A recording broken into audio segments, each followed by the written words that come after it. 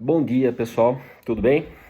Espero que sim, espero que estejam todos bem em suas residências, né? Aqueles que podem, aqueles que não estão na linha de frente nesse combate a essa pandemia, né? Estamos caminhando para a nossa sétima, oitava semana de suspensão das atividades presenciais. Estou me dirigindo aqui hoje aos alunos do primeiro semestre A, período matutino, Teoria Geral do Estado. Então, como eu dizia, nós estamos aí na nossa sétima, partindo para a oitava semana de suspensão das atividades, né? Muito provavelmente esse semestre nós não tenhamos o retorno das atividades presenciais, pelo que a gente pode observar pelas notícias, né? As autoridades têm se manifestado e parece que ainda não chegamos no pico. Nós estamos aí um tanto quanto perdidos em relação a essas informações, né? Volto a lembrá-los de que o nosso curso é um curso presencial, ninguém estava preparado para isso, então nós estamos nos adaptando, né, os professores, os alunos, a universidade, tentando minimizar os prejuízos em relação a essa pandemia, que são vários, né? Não são apenas aqui para nós, na universidade, são prejuízos principalmente em relação à saúde, muitas pessoas morrendo, né? Os prejuízos econômicos, né? E a parte de tudo isso, essa bagunça na política, então os últimos dias têm sido bastante nebulosos, para dizer o mínimo, né? Contudo, nós não podemos parar com nossas atividades, temos que continuar, né, correndo atrás, né, principalmente para não perdermos esse semestre, né? Eu tenho encaminhado para os senhores as nossas videoaulas, tenho encaminhado os textos relacionados e os exercícios. Semana passada os senhores já entregaram o trabalho que eu acabei utilizando da forma de um trabalho, como forma de avaliação da M1, né? Inclusive já lancei as notas. Hoje é dia 8 de maio, né? E você já deve ter visto essas notas, tá ok, pessoal? Então, vamos dar continuidade aos nossos estudos, né? Partindo do nosso programa, né? Na última aula, o tema foi Estado e Direito, não foi isso, né? Caminhos e exercícios, muitos até já entregaram, né? Antecipados, embora o prazo ainda esteja em aberto. Eu tenho percebido que os senhores estão acompanhando bem, né? A maioria, pouquíssimos deixaram de entregar as atividades e pouquíssimos também deixaram de entregar a M1, né? Isso é bom, né? Mostra que os senhores estão bastante interessados, né? E se Deus quiser, essa situação vai se resolver logo e nós nos encontraremos presencialmente logo logo. Mas vamos lá então, pessoal. Então, o tema de hoje da nossa aula, Teoria Geral do Estado, superada a ideia do Estado e Direito, fizemos aquela distinção, essa dicotomia, Estado e Direito representam a mesma realidade, falamos das teorias que buscam identificar, né, finalidade de direito, finalidade do Estado. Hoje o nosso tema é Estado Constitucional. Muitos têm falado na Constituição ultimamente, então a gente vai começar a entrar agora nesse assunto, porque eu disse aos senhores nas nossas primeiras aulas que a teoria geral do Estado é a porta de entrada do direito constitucional, né? Então, a partir do momento que nós tenhamos o conceito de Estado, formas de Estado, sistemas de governo, a gente começa a entrar no direito constitucional, né? A própria evolução do Estado, né? E a gente começa agora, então, partir para isso. Nós vamos falar do Estado constitucional, vamos falar do conceito de Constituição, constitucionalismo, né? Que já é, então, essa abertura para nós entrarmos no estudo do direito constitucional propriamente dito, e que nós faremos no próximo semestre. É o chamado, a matéria seria Direito Constitucional 1. Então nós teríamos Teoria Geral do Estado, que nós estamos aqui terminando, Direito Constitucional 1, que seria chamado Direito Constitucional Geral, com conceitos, né, eficácia, aplicabilidade das normas, e depois Direito Constitucional 2, que já a gente já entra na Constituição. Aliás, no direito constitucional 1 a gente já vai entrar na Constituição, né? Direito constitucional 2 a gente já vai falar só da Constituição positiva. E o direito constitucional 3, que seria o último. E a gente fecha, então, o estudo, começando com a teoria geral do Estado e terminando com o direito constitucional 3, que a gente estuda daí a Constituição posta, a nossa Constituição, a Constituição de 88. Ok? Mas antes disso a gente tem que fazer essas introduções, que é o papel da teoria geral do Estado, tá? Então, o Estado constitucional. Muito bem. Então nós falamos que o Estado de Direito, né, ele surge na medida em que há necessidade de que surja o governo das leis e não do homem, né? Mas a ideia apenas das leis regulamentando as relações sociais mostrou-se um tanto quanto inadequada em determinadas situações, porque existe até um jargão muito utilizado, né, que se você quer conhecer a pessoa, dê poder a ela, né? Então a questão era, quem fazia as leis? Quem era o responsável por elaborar as leis, né? Então de nada adianta você falar assim, não, o estado das leis, se a lei está na mão de uma única pessoa. Então, levando em consideração essa situação, viu-se que não adiantava você ter leis, porque as leis podiam ser injustas, né? Na medida que elas eram editadas por uma única pessoa. Então, o déspota, né, o ditador podia, a pretexto de estar fazendo algo legal, né? Porque está na lei, né? Não, esse é o Estado de Direito, está na lei. Só para vocês terem uma noção, um exemplo bastante macabro até, tudo que foi feito durante o governo do ditador Hitler, no nazismo, estava coberto pelo manto da legalidade, estava na lei.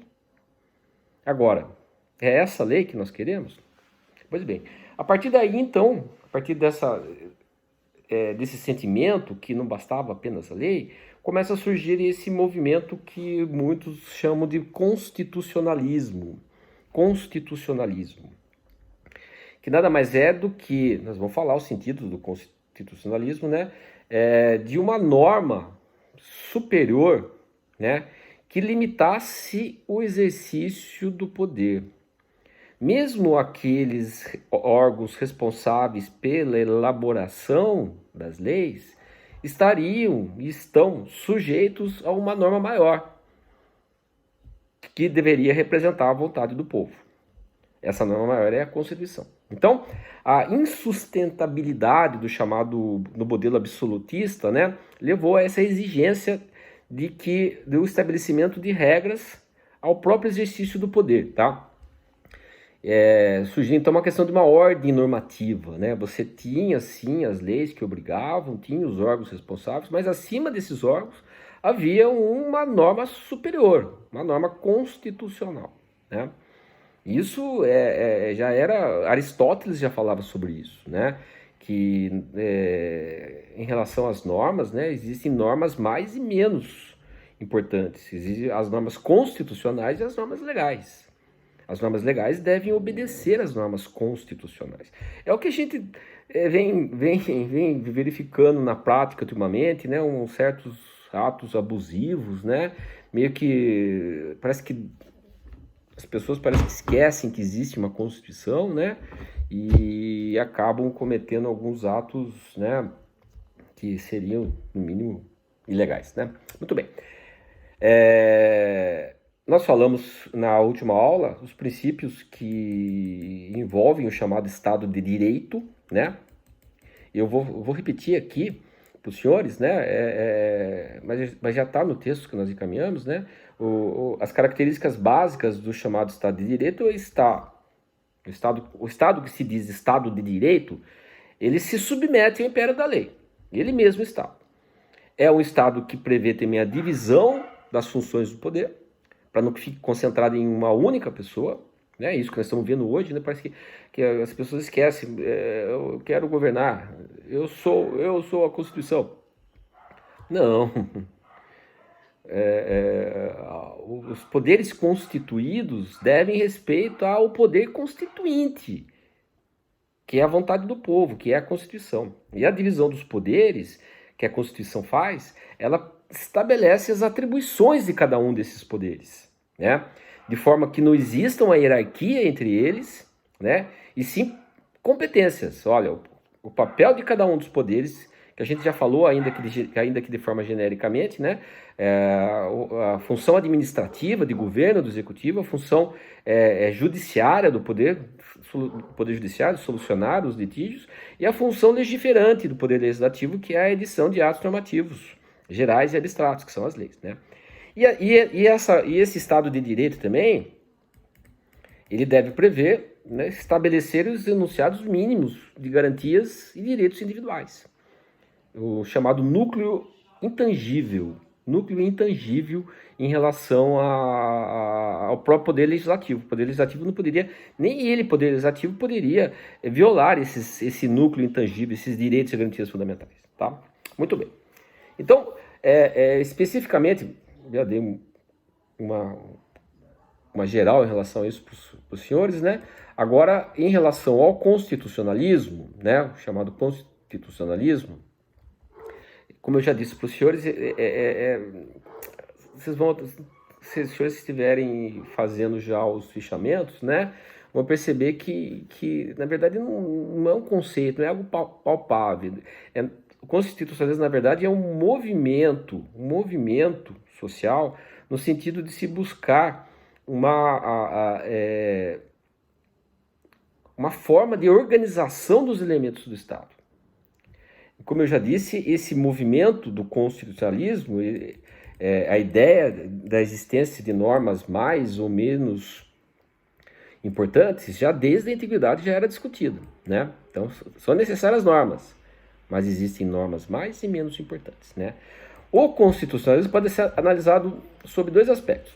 Sob o aspecto jurídico, que é a ideia de se buscar uma constituição, né, que estará acima, inclusive, daqueles detentores do poder. É o famoso embate que nós vamos falar um pouco mais à frente, do poder constituinte e poder constituído. O poder constituinte, que pertence ao povo, sujeito ao poder constituído, que são aqueles órgãos que estão representando a vontade popular. Isso seria o sentido jurídico, né? A ideia de uma constituição, a ideia de um regramento máximo dentro da estrutura normativa, lembrando da pirâmide kelseyana, né, pessoal, né, que a Constituição está no ápice desse sistema normativo, todas as demais normas, todas as autoridades estão sujeitas à Constituição. E temos também o chamado conceito sociológico, né, que nada mais é de que esse movimento social, esse movimento no sentido de que de se estabelecer uma Constituição para limitar o poder. Seria, no conceito sociológico, seria a luta contra a dominação do poder. Então, posso analisar o constitucionalismo sobre dois aspectos: jurídico, a ideia de uma Constituição suprema, e sociológico, esse movimento na busca de meios de limitar o poder. Tá? Podemos citar um conceito, né, de constitucionalismo, a teoria que ergue o princípio do governo limitado, indispensável à garantia dos direitos fundamentais. Tá? Então, as premissas que nós podemos utilizar aqui no movimento do constitucionalismo está naqueles mesmos princípios do Estado de Direito, que seria a divisão do poder para evitar o arbítrio, governo das leis e não dos homens, né? O homem é apenas um representante da vontade, aquele que vai executar a lei, e a racionalidade do direito, e não um mero poder. A pessoa não recebe a Constituição, que inclusive ela é através da Constituição que o poder é dividido, né? Aliás, toma cuidado com essa expressão. O poder é uno e pertence ao povo. Contudo, o exercício desse poder, ele acaba sendo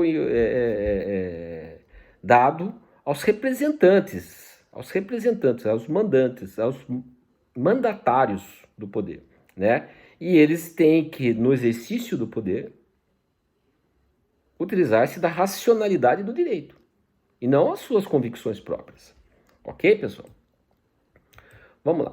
Então, dentro dessa ideia do constitucionalismo, no sentido jurídico, a busca de um instrumento normativo superior, né, a gente já pode dar um conceito de Constituição. O que é Constituição? Então, vocês imaginem que eu estou andando na rua e encontro com um dos senhores. E antes de dar bom dia, boa tarde, eu falo, o que é Constituição? O que vocês responderiam? Óbvio que hoje os senhores, sendo alunos de direito, falam, a Constituição é a lei mais importante. Com certeza os senhores iam se virar e dar um conceito de Constituição. Mas imaginemos que os senhores não fossem alunos de direito. E alguma pessoa parasse vocês na rua e perguntou, o que é Constituição? Fala, aí depende. Porque a palavra Constituição tem vários significados. Não é mesmo? Então, a gente pode considerar a Constituição como elemento essencial de alguma coisa. Por exemplo, a Constituição do universo. A gente pode considerar a Constituição como a formação de alguma coisa, por exemplo, a Constituição do Congresso. O Congresso é constituído de parlamentares. Ou o ato ou ainda, né, o ato de estabelecer juridicamente a constituição de um dote, a constituição de uma renda. Agora, para nós, operadores do direito, estudantes do direito, Constituição, no sentido jurídico, é a lei fundamental de um Estado. Pessoal, a gente estudou e falou, foi até objeto do trabalho de mim dos senhores, os elementos formadores do Estado. Eu acredito que os senhores já estão já saturados dessa ideia. Quais são os elementos formadores do Estado? Eu preciso de um povo, preciso de um território, um governo soberano, não é isso? A Constituição nada mais faz do que organizar esses elementos. É a Constituição que organiza esses elementos. Ela que estabelece os direitos e garantias fundamentais, as limitações ao governo, o reconhecimento da soberania, né, as limitações territoriais. Então a Constituição serve para organizar os elementos formadores do Estado. A gente pode analisar, e a doutrina faz isso, né? Isso tem caído muito em provas até. Existem várias maneiras de focar o conceito de Constituição, né? A gente pode analisar sob o ponto de vista sociológico, a Constituição sob o ponto de vista sociológico, e esse conceito ele é dado por Ferdinand Lassalle, e o que seria a Constituição no sentido sociológico? Seria a relação entre os fatos sociais e o Estado. Para Lassalle, a Constituição real é aquela, de fato, que é a vontade do povo. Aquela vontade daquilo que o povo, de fato, quer. Os fatores sociais que envolve. Para Lassalle, a Constituição em si, escrita, não passa de um papel. Óbvio que em algum momento o anseio social está escrito aqui, mas muitos dos anseios podem não estar aqui, podem não bater com o que está aqui, né? Tanto que a gente tem que tomar cuidado com aquilo que nós chamamos que uma Constituição, me antecipando aqui, né, em relação ao poder constituinte, que nós vamos falar um pouco mais na frente, ela deve refletir o anseio social. Né? Tanto que a nossa Constituição ela traz vários dispositivos, principalmente no que diz respeito às conquistas sociais, né, que estão longe de serem atingidos. Mas é um objetivo do Estado brasileiro. Tá? E por isso a gente tem que ter cuidado quando se fala em mudança constitucional, para que nós não caiamos num problema que pode ser maior, você de repente mudar a Constituição em virtude do interesse de uma eventual maioria, né? Aquela maioria ocasional, né? Que acaba suplantando o interesse geral. Tá? Então, voltando à ideia do conceito sociológico, Constituição seria os reais fatores sociais, né? Os anseios sociais, né? A soma dos fatores reais do poder. E a Constituição escrita seria um mero papel. Tá? Então, podemos também analisar a Constituição, o vocábulo Constituição, no sentido político. E aqui, quem dá esse norte para nós é Carl Schmitt, né? Ele entende que a Constituição seria uma decisão política fundamental que antecede a própria elaboração. É a decisão política que antecede a própria elaboração. Então, quando da elaboração, qual a forma de Estado? Estado unitário ou federal? Estado democrático ou não? Parlamentarismo ou presidencialismo? Então, a Constituição seria essa decisão fundamental, no sentido político. E, por último, nós temos a concepção jurídica, conceito jurídico de Constituição. E aqui, esse conceito é sustentado por Hans Kelsen, né, positivista, né, no seu livro, que acho que o senhor já receberam a recomendação de ler, Teoria Pura do Direito. E para ele, Constituição é norma, é puro dever ser. É uma norma como qualquer outra. A única diferença é que ela está acima das demais normas. A ideia de ser a norma fundamental, a ideia de ser a norma suprema de um Estado. Então eu tenho essas três formas de analisar. Qual é melhor? Todas têm a sua verdade. Todas estão corretas. Cada um dos autores aqui analisa a Constituição sob determinado prisma sociológico, que seria os anseios, né? Político, que seria aquela decisão e não a Constituição, e a concepção jurídica, que para Kelsen, né, a Constituição nada mais é do que a norma fundamental, puro dever ser. E a única diferença da Constituição em relação às demais normas está exatamente no seu grau de supremacia, tá bom? Então a gente pode finalizar aqui, porque nos interessa principalmente o conceito jurídico, perguntando o que é a Constituição, se perguntar na prova, eles vão responder, é o conjunto de normas jurídicas que organizam os elementos constitutivos do Estado. É um conceito muito bom, pessoal, tá? É a norma fundamental do Estado. E aqui, pessoal, eu tenho tempo, vamos até superado o conceito de Constituição, sobre seus aspectos, né? A ideia de constitucionalismo, que é essa busca da limitação do poder, né? Vamos falar sobre as classificações das Constituições. Classificação das Constituições. Pessoal, classificar é nada mais do que é uma forma de facilitar o entendimento de alguma coisa. Existem classificações mais ou menos úteis, né? Existem várias classificações das Constituições. Eu vou ficar aqui com algumas delas que nós vamos passar hoje e as que eu considero mais importantes, tá? Então, vamos lá. Então, a doutrina apresenta várias classificações e eu vou falar a classificação quanto ao conteúdo, vou falar quanto à forma, quanto à elaboração, origem e estabilidade, tá bom? Começando, então, deixa eu localizar aqui, classificação quanto ao conteúdo, que está dentro da Constituição. Essa classificação, importante, ela diz que no que diz respeito ao conteúdo de uma Constituição, a Constituição pode ser chamada de Constituição material ou Constituição formal. Eu acabei de dar o conceito para os senhores de o que é Constituição, né? Conjunto de normas jurídicas que organizam os elementos formadores do Estado. De fato, esse é o conceito de Constituição.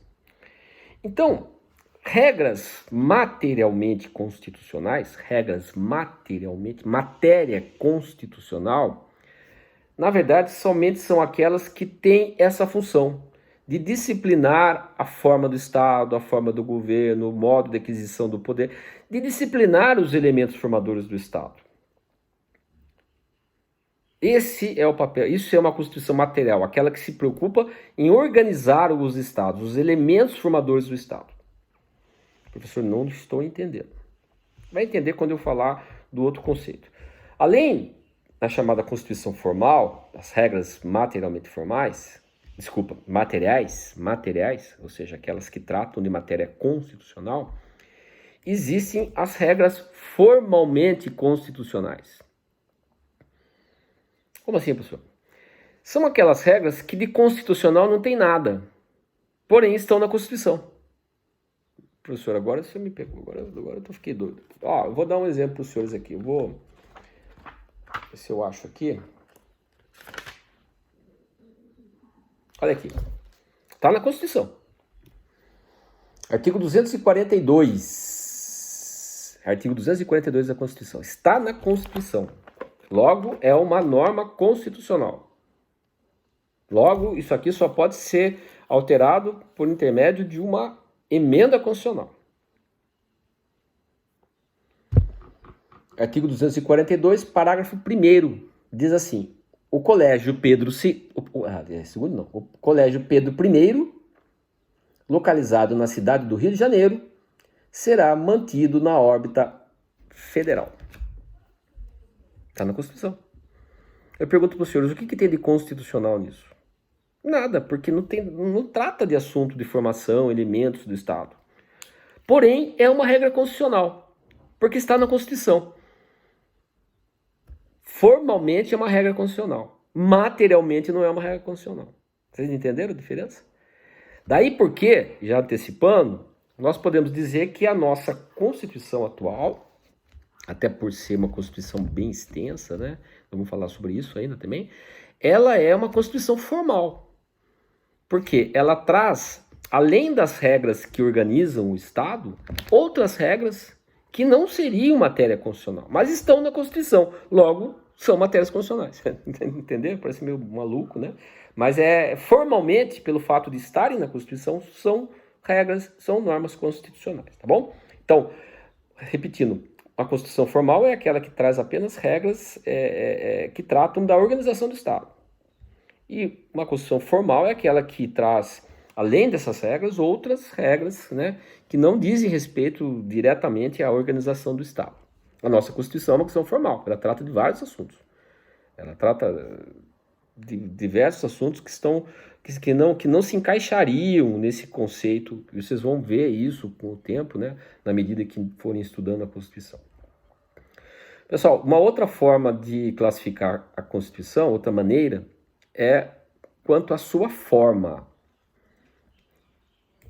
E aí, essa classificação, de acordo com a doutrina, quanto à forma, já falamos quanto ao conteúdo, agora quanto à forma. As constituições podem ser escritas ou não escritas. Constituição escrita é nossa. Aqui, ó. O que é uma Constituição escrita? É uma Constituição codificada, reduzida a um texto único, ó. Um texto único. É a Constituição do Brasil, uma Constituição escrita. A outra forma de Constituição, também conhecida como Constituição consuetudinária ou não escrita, e aí a gente tem que tomar cuidado, porque costuma-se muito dizer que a Constituição inglesa ela é não escrita. Não é bem assim, pessoal. A ideia de uma Constituição não escrita, a ideia é de que na Inglaterra não existe um texto único, existem textos esparsos que são tidos como normas constitucionais, né? Elas não constam num único documento do solene escrito. A Constituição consuetudinária é baseada nos costumes, nas jurisprudências e em textos constitucionais esparsos, que é o caso da Inglaterra. Então não existe um documento único que eles chamam de Constituição. Existem textos esparsos, existem os costumes, por isso consuetudinária, né? E existem também a própria jurisprudência, né? O common law, né? Que é o sistema americano, o sistema inglês, né? E que forma a sua Constituição. Qual é melhor? Qual é melhor? Depende, isso é muito cultural, né? Nós aqui, nós estamos na nossa... Tomar cuidado para explicar isso aqui. Na nossa 7ª, 8ª ou 10ª Constituição, dependendo da maneira que você olha, mas a maioria entende que seria a nossa 8ª Constituição, escrita, né? É uma tradição aqui do nosso direito, ter um documento único que representa a Constituição. Mas os países de mais tradição, né, como a Inglaterra, o fato de não ter uma Constituição escrita não significa que os direitos não sejam respeitados, muito pelo contrário, né? Ok, pessoal? Pessoal, ó, então para que não fique muito extensa, e como nós temos tempo ainda para mais algumas 3 ou 4 aulas, ou até mais ainda, eu vou parar por aqui. Então, na próxima aula eu volto das classificações. Eu falei então da classificação das constituições quanto ao seu conteúdo e quanto à sua forma. Na próxima aula eu volto exatamente daqui, falando quanto ao modo de elaboração, quanto à origem e quanto à estabilidade, que essa estabilidade é uma das questões mais importantes. Tá ok, pessoal? Tudo bem?